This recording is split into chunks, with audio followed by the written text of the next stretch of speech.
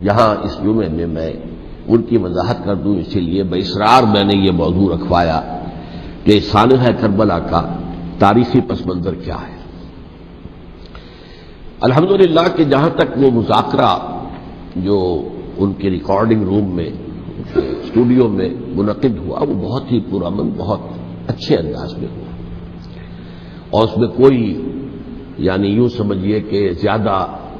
Argument جسے کہتے ہیں اس کی بھی ضرورت پیش نہیں آئی۔ عموماً تمام باتوں پر کنسنسس اور ایک طرح کا اجماع سامنے آیا، اور اس کا خاص سبب یہ ہے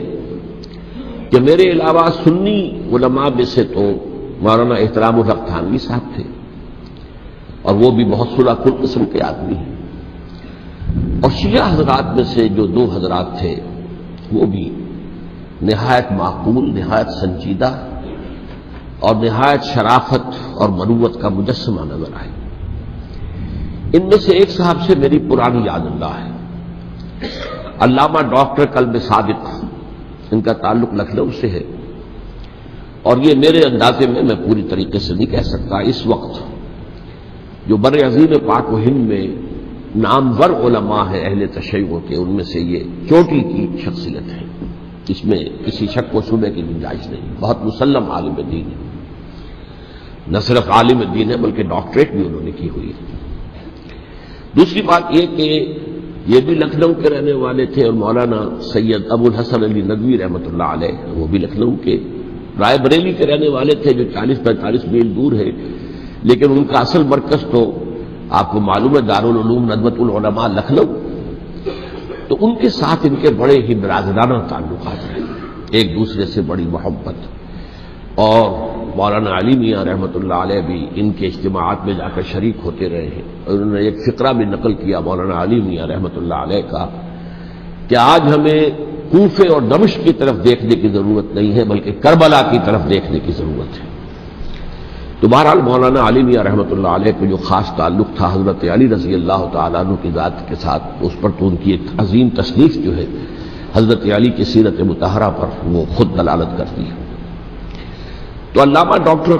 قلب صادق جو ہے وہ ایک تو اہل تشیع کے چوٹی کے علماء میں سے ہیں، مولانا علی میاں کے ساتھ ان کے برادرانہ تعلقات، خود میرے ساتھ ان کا معاملہ یہ رہا۔ اس کی وجہ کیا ہے کہ یہ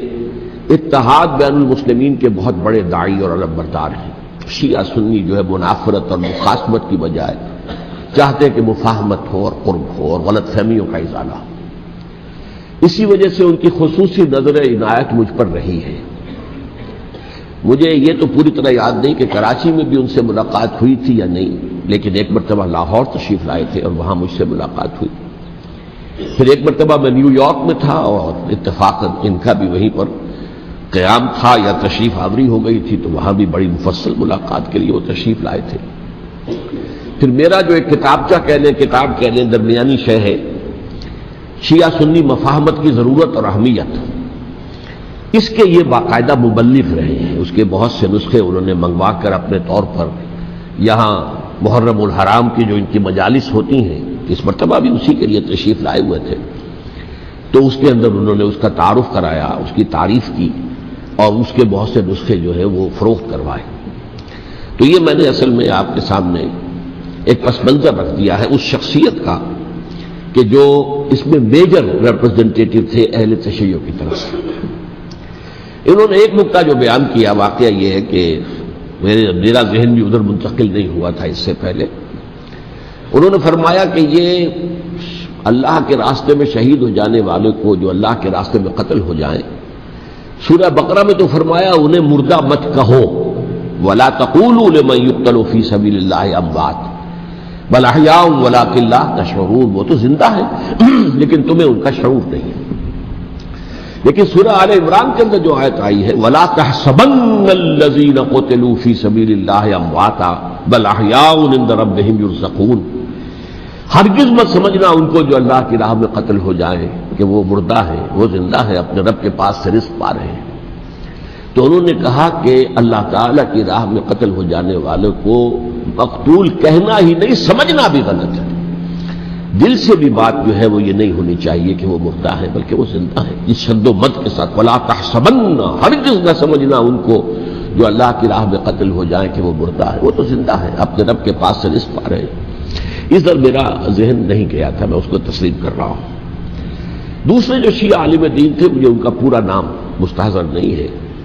نقوی صاحب، وہ بھی ڈاکٹر بھی ہیں اور عالم دین ہیں، وہ بھی تھے، اور وہ بھی بہت ہی جو سمجھیے کہ یعنی دلیل کو تسلیم کرنے والے اور بہت ہی معقول انداز میں گفتگو کرنے والے۔